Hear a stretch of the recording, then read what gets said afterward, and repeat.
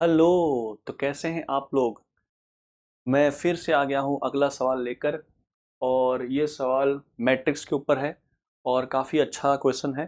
पहले आप आराम से इसको पॉज करिए और वीडियो को सॉल्व करिए, इस सवाल को सॉल्व करिए। और चलिए, तो आपने ट्राई कर लिया होगा, तो बिना टाइम वेस्ट किए सवाल का पैटर्न समझते हैं क्या है। देखिए, इसने पहली बात तो कौन सा मैट्रिक्स दे रखा है, 5x5 दे रखा है, दिख रहा है। 5x5 दे रखा है, आपको क्लियर दिख रहा है इमेज? हाँ, दिख ही रहा होगा।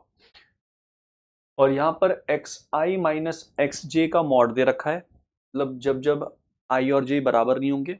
और xi है i बराबर j पे, मतलब ऐसा कि जो मैट्रिक्स है वो 5x5 का है। तो जैसे यहाँ पर i बराबर j, 1 1 पे क्या होगा, x1 होगा। 2 2 पे क्या होगा, x2 होगा। 3 3 पे क्या होगा, x3 होगा। 4 4 पे क्या होगा, x4 होगा। 5 5 पे क्या होगा, x5 होगा। ये कहा है कि x1 x2 x3 x4 x5 जो है वो पॉजिटिव है, इतना ही कहा है बस। अच्छा, दूसरी बात, जैसे यहाँ पर 1 2 पोजीशन आएगा तो x1 माइनस x2 का मॉड आएगा। x1 माइनस x2 का मॉड आएगा, ठीक है। फिर अगला कौन सा नंबर पोजीशन आएगा, 1 3 आएगा, तो 1 माइनस 3 एंड सो ऑन। तो इसमें अपना टाइम वेस्ट नहीं करना कि कैसे पैटर्न आएंगे, अपने को दिमाग लगाना है कि इनइक्वालिटी जो दे रखा है, इसने एक और हिंट दे रखा है, देखो आप पढ़ो ध्यान से। तो हम लास्ट में दे रखा है, लास्ट में, कि x3 बराबर 3 है। चलो ठीक है, पहले वाले इनइक्वालिटी को देखते हैं। तो x1 square minus x3 x5, और ये लिखा है x2 का स्क्वायर माइनस x3 x5, ठीक है। Okay, less than equal to 0 है, ऐसा लिखा है। अगर मैं थोड़ी देर के लिए x3 x5 को अल्फा मान लूं, तो ये क्या बन जाएगा, x1 का स्क्वायर माइनस अल्फा, और ये क्या बन जाएगा, x2 का स्क्वायर माइनस अल्फा बनेगा। क्योंकि आप ध्यान से देखो, यहां पर इस वाले इनइक्वालिटी में क्या है, x4 x1 बराबर है, x5 x2 बराबर है, x1 x3 बराबर है, x2 x4 बराबर है, ठीक है। ऐसा दे रखा है। तो मैं एक पे काम कर रहा हूं, तो बाकी चीजें मैं समझ जाऊंगा कि बाकी चीजें भी कैसी फ्लो में दे रखी है। तो यहां पर अगर मैं अल्फा को आगे रख लूं, तो अल्फा माइनस x1 का स्क्वायर, और ये लिखा है अल्फा माइनस x2 का होल स्क्वायर, और अभी भी क्या आएगा, लेस देन इक्वल टू 0। तो ऐसा बोल सकता हूं कि एक्स अल्फा की जो वैल्यू होगी वो x1 स्क्वायर से लेकर x2 स्क्वायर में होगी। अब यहां पर दो बातें हैं कि x1 छोटा है x2 से, या x2 छोटा है x1 से, हमें नहीं पता। हम तो बस क्या लिख रहे हैं कि अगर ऐसा कुछ है तो x1 से x2 का होल स्क्वायर, ठीक है। अच्छा, आगे बढ़ते हैं। तो बात समझ में आ गई, मतलब अल्फा, अब अल्फा कौन है, अल्फा x3 x5 है, तो x3 x5 जो है वो x1 स्क्वायर से बड़ा है और x2 स्क्वायर से छोटा है, ठीक है। इसका मतलब जो x3 x5 है वो x1 x2 के बीच में लाई करेगा। अच्छा, इसी प्रकार से x2 x3 के बीच में x4 x1 लाई करेगा। तो सिमिलरली ऐसा बोल सकते हैं कि इस इनइक्वालिटी से x4 x1 जो है वो किस में लाई करेगा। देखो यहां पर दो बातें हो सकती हैं कि सर x3 और x2 में कौन बड़ा छोटा तो दिया नहीं है, तो इस पे दो राय हैं। या ये उल्टा भी हो सकता है कि x3 स्क्वायर से बड़ा x2 स्क्वायर से छोटा, दो बातें यहां पर आ सकती हैं, ठीक है। अच्छा, तो मैं एक बात लेके चल रहा हूं कि मैंने मान लिया कि x1 x2 x3 x4 x5 ऐसा है फ्लो में, तो x1 से बड़ा x2, x2 से बड़ा x3, x3 से बड़ा x4, ठीक है, ऐसा। ओके, तो सिमिलरली यहां पर भी क्या बोल सकते हैं कि x5 x2 जो है वो किस इंटरवल में लाई करेगा, x3 का होल स्क्वायर और x4 का होल स्क्वायर।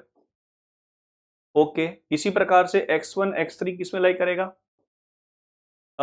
ये हो जाएगा x4 का होल स्क्वायर, x5 का होल स्क्वायर। अगला कौन सा केस आएगा कि x5, एक मिनट, x5, अब देखो अगर इसमें ऐसा लिखता हूं मैं कि x5 से बड़ा x1 है, तो रॉन्ग हो जाएगा ना। क्योंकि आप देखो, अगर हम फ्लो देखें यहाँ पर, तो क्या आ रहा है यहाँ पर फ्लो कि देखो x2 बड़ा x1 से, फिर x3 बड़ा x2 से, x4 बड़ा है x3 से, फिर x5 बड़ा है x4 से। सबसे बड़ा मतलब 5 है, x5 वो मोर देन x4 है, वो मोर देन x3 है, वो मोर देन x2 है, वो मोर देन x1 है।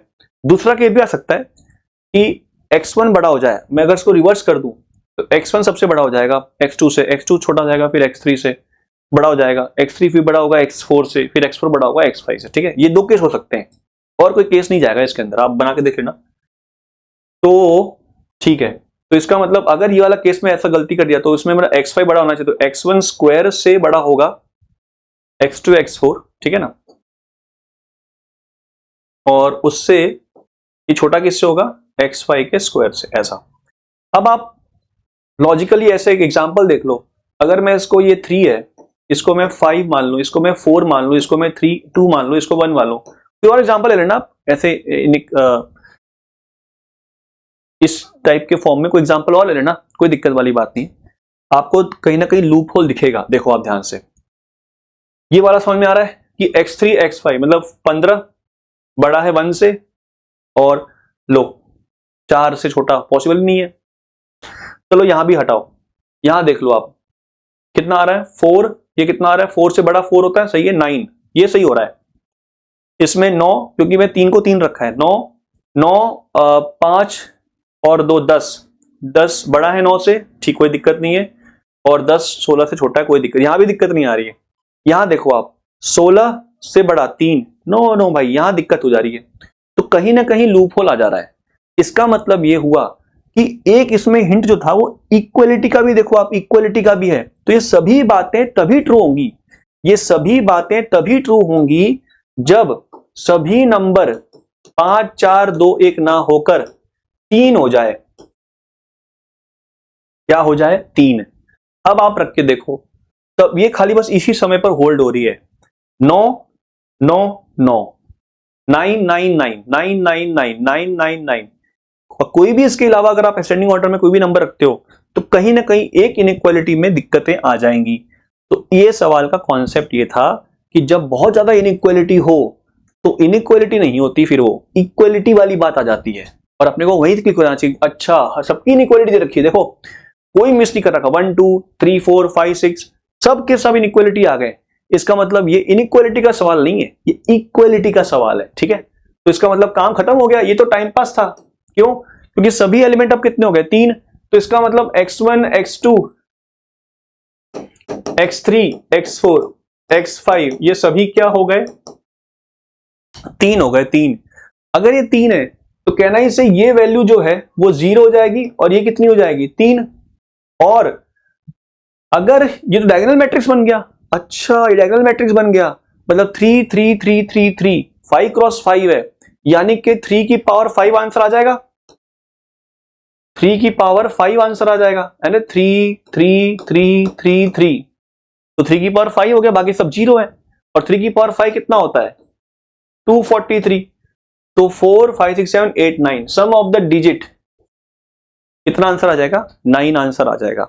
तो जब ज्यादा इनइक्वालिटी हो तो वो सवाल इनइक्वालिटी का नहीं है, वो इक्वालिटी का है, कहीं ना कहीं आपको लूप होल दिखेगा। वो आप एक काम करना है, खुद से चेक कर लेना इसको। ये मैंने फिर कह रहा हूं कि x2 से बड़ा x1 हो सकता है, ठीक है, इसमें घुमा सकते हैं कि x2 बड़ा हो सकता है x3 से, x3 बड़ा हो सकता है x4 से, x4 बड़ा हो सकता है x5 से। ठीक है, तो ये इनइक्वालिटी घूम भी सकती है, तो भी आप एग्जांपल लेंगे ना यहाँ पे 1 2 3 4 5 x3 3 है, तो भी देखना कहीं ना कहीं आपको लूप होल दिखेगा। ठीक है, तो यहीं पे इस सवाल को समाप्त करते हैं। तो इस सवाल का कॉन्सेप्ट क्या बताया कि जब हर एक का इनइक्वालिटी दे रखा हो, x1 x2 x3 x4 x5 सबके बीच में इनइक्वालिटी है, तो वो तभी इनइक्वालिटी होल्ड होगी जब वो सभी इक्वल हो जाएंगे। ये इस सवाल का कॉन्सेप्ट था। मिलते हैं अगले सवाल में, बाय।